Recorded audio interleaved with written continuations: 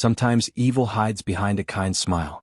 In 2023, one man was hailed as the heart of Cedar Falls Hospital, Dr. Mason Hart. Brilliant, respected, and compassionate. But beneath the surface, Hart believed he was chosen for something greater, to decide who lived and who didn't. Tonight, we uncover the story of a doctor who lost everything and took 17 lives in the name of mercy. This is the cold truth. Before the headlines, Dr. Mason Hart was a man adored by his community. Born in Des Moines, Iowa, he was the son of a preacher and a nurse, a man raised to save lives and soothe pain. After earning his medical degree at Johns Hopkins, he moved to Cedar Falls, where patients called him the angel with a stethoscope. But after his wife, Allison, was diagnosed with terminal pancreatic cancer, something inside him broke. She suffered for 8 months before dying in his arms. Hart stopped attending church. He withdrew from friends. And soon he began to question the point of medicine itself. His co-workers said he changed, less talkative, more distant. He started calling death freedom. The first patient to die unexpectedly was 82-year-old Martha Keene. She was in pain, yes, but stable. She died peacefully, too peacefully. It was her time, Hart said. No one questioned it. But then came another and another. Within 6 months, Cedar Falls Hospital had seen a spike in unexplained deaths during Hart's shifts. All older patients. All labeled respiratory failure. Most of them had one thing in common: Dr. Hart's initials signed on their medication logs. Nurse Rachel Green had worked beside Hart for 7 years. She admired him, until she started noticing inconsistencies. Medications missing. Morphine doses higher than prescribed. Late-night entries in patient charts after the patient had already died.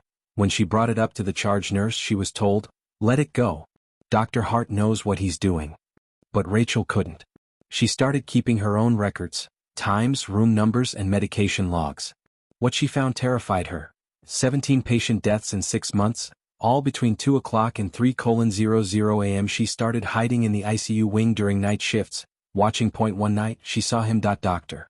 Hart walked into room 407, where 73-year-old Frank Delaney lay recovering from heart surgery. Hart looked calm, almost relieved. Rachel watched from the hallway window. She saw him inject something into the 4 line, whispering to the patient. Minutes later, the heart monitor flatlined. Code blue.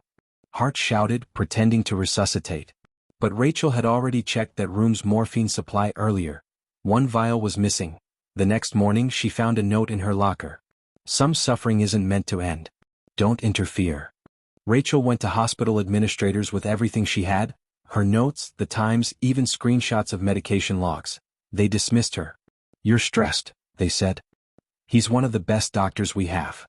That same week, the hospital quietly deleted electronic records from the internal server, records tied to Dr. Hart's shifts. But Rachel had already backed up everything on a flash drive. When she returned home that night, her apartment door was cracked open. Files scattered. Her drive, gone. She reported it to police, but they found no signs of forced entry. The case was closed within hours. Then came the night everything changed at a 10-year-old boy named Ethan Torres, recovering from pneumonia, laughing with his mother that afternoon, coded unexpectedly. Dr. Hart was the last to see him. Rachel couldn't take it anymore. She contacted a local journalist named Daniel Price, who had previously exposed corruption at a nursing home. Together they leaked everything. Within 48 hours the story hit the local news. Cedar Falls doctor under investigation for patient deaths. The hospital went silent. But state police didn't. Detectives raided Dr. Hart's home. In his basement freezer, they found dozens of manila folders, each labeled with patient names and red stamps that read "Released." Each folder contained handwritten notes. She begged to stop. He was ready. I ended her pain. They also found used syringes, morphine vials, and a framed photo of his wife. On the back he had written, "I did it for you." During interrogation, Hart was calm. "You think I'm a killer," he said. "But you send people to die in pain every day. I gave them peace. Isn't that what a doctor's supposed to do?" The courtroom was packed. Families sobbed as prosecutors showed photos of their loved ones. Hart showed no emotion. When the judge asked if he felt remorse, he replied, "Would you feel remorse for ending someone's suffering?" He was found guilty on all counts, 17 murders, and sentenced to life without parole. But that didn't stop the whispers. Some still believe Hart's wife's death drove him mad. Others say he was evil long before.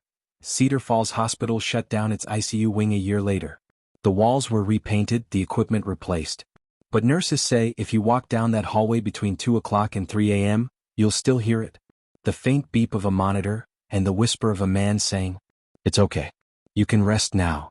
Because mercy in the wrong hands can become murder. And that is the cold truth.